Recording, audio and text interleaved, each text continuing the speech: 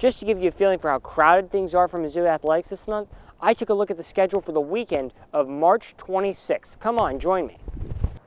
That Friday, Mizzou tennis takes on Alabama here at the Mizzou Tennis Complex. Softball plays Auburn, and baseball takes on Vandy here at Taylor Stadium. That Saturday, baseball takes on Vanderbilt again, and softball takes on Auburn again. On Sunday, Mizzou tennis takes on Auburn here at the tennis complex. Softball faces Auburn, and soccer takes on Kansas State here at Walton Stadium. A lot of these games are happening at the exact same time, and that spells disaster for traffic at Mizzou. Voters across Missouri made their way to the polls yesterday, but how does it turn out this year compared to that of the 2016 election? In Callaway County, absentee voting also rose across mid-Missouri. In Boone County, about 28,000 people voted absentee in person or by mail, compared to about 6,000 in 2016. In Cole County, 10,000 people voted absentee, compared to just about 4,000 in 2016. From the newsroom, Kyle Jones, KOMU 8 News. That's right, Emily. The biggest change here is the name. Out goes Boone Hospital Center, in comes Boone Health, and you can already see the change on that sign right behind me. It already has that new name. I spoke with Boone Health CEO Troy Greer about what patients can expect with this new change.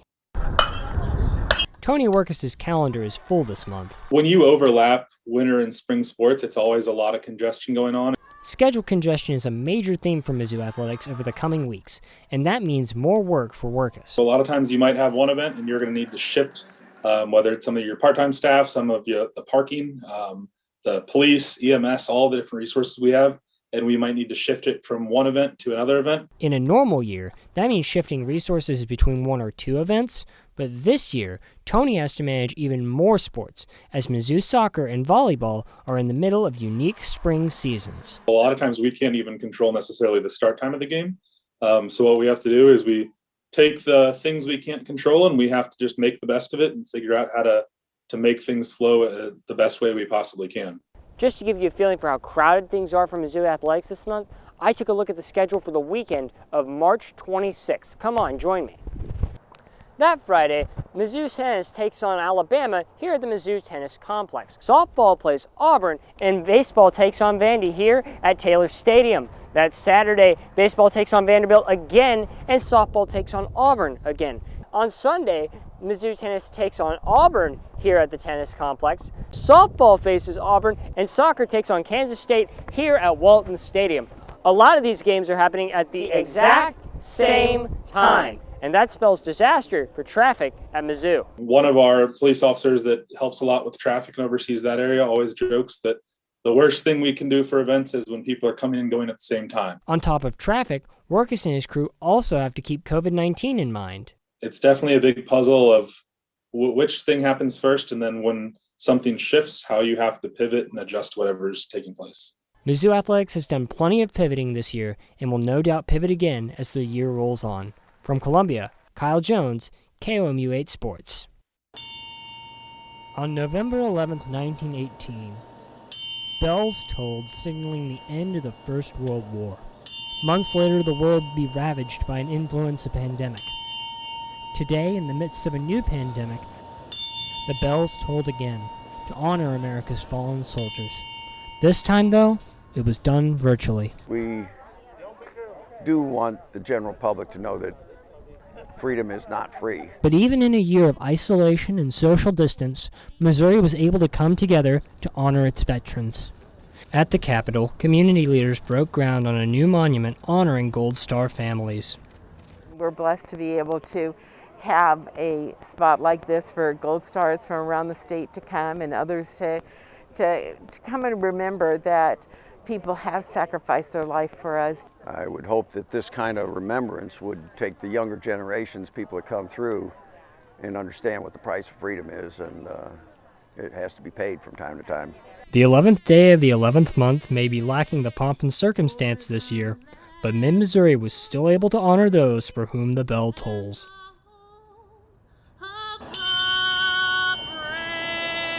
Kyle Jones, KOMU 8 News. It's often said, let your play do the talking. Well, Rockbridge has been pretty vocal this year. The Bruins aren't the only ones you'll hear, though. Just a few feet behind home plate sits a group who will stick by this team through thick and thin. Their parents. Anybody in 1 through 9 can come through in a clutch hit. I knew these kids could hit, but the one thing that's really impressed me is the defense. Her dad and I are her biggest fans. The Bruins are one win away from an undefeated season and a state championship. In a season full of pandemic uncertainties, their parents have been behind them the whole way. Parents have stepped up. They've done a great job of just trying to manage all the off-field logistics as much as we can so that the players and the coaches can focus on what they need to do. Rockbridge has never won a state championship. In 2019, the team came in third place. Chances like this, they don't come around very often. And to go undefeated would be, that'd be super cool. From Columbia, Kyle Jones, KOMU 8 News. It's been a banner year for the Boonville Pirates, who have exceeded all expectations. Some teams are just happy to get to the Final Four. We're taking, and we got our eye on the big stage, and that's the championship game and to win a state title. The Pirates made the Final Four in 2015, but only placed third. For this year's team, a chance at a title is a dream come true. This is what I've been my goal my whole life in basketball, and to do it with the girls I've been playing with since I was little is a great feeling. For a team that has evolved into a family. They just get along so well, and that team chemistry off the court, just when you watch them play, the way they share the ball and the way they play hard for each other, it carries over. And again, I couldn't ask for a better group and a more fun group to take and coach. From students to teachers to parents to the rest of the city, it seems like all of Boonville have caught Pirate fever. To have the support that we have from this community is just truly overwhelming. Like, I really don't think a lot of other girls' programs experience this, especially even in Boonville as that is, and just to feel like what the crowd feels and everything, like it's truly remarkable. The Pirates are within touching distance of the state championship, and star guard Addison Brownfield says that they've got what it takes to bring it home. I think if we play like we can, if we play our hearts out and leave it all out there, then we won a state championship, so that's what we're going to play for. From Boonville, Kyle Jones, KOMU 8 Sports. Basketball time in Westphalia, where Fatima takes on St. James in district semifinal action. St. James came out swinging. First quarter, Christopher Boone takes the pass and puts up the corner three and sinks it for the Tigers. Later in the first, Boone setting up Groover for his own corner three. Groover had 14 points in the first half alone. To the fourth quarter, Fatima trailed by 11 at one point, but managed to come back. Nathan Lehman grabs the tough layup for the Comets, but the effort wasn't enough. St. James takes the upset win 61-54 and moves on to the district championship. This one cracked to the left, deep towards the fence, back to the wall. It is a goner. Touch 'em all, Donovan Sudi. Home run, Joplin. And just like that, it's 8-7. One-run ball game here in the bottom of the 7th inning. Faltine over to Zubia, brings up Peter Zimmerman, the designated hitter, who with 2 outs hits 143. Guys on third base, right-handed hitter at the plate, fast runner on third base. That one's in there for a strike. This is a situation you might see one of those little gimmick plays that comes up. A squeeze play bunt, something like that. Heck, I mean, Holt's taking a monster lead. This one grounded through the gap, and the Tigers are going to get another run. Zimmerman trots to first. Holt trots on home, and it's 2-0 Missouri. Long ball on the free kick. Right into the middle of the box, headed out.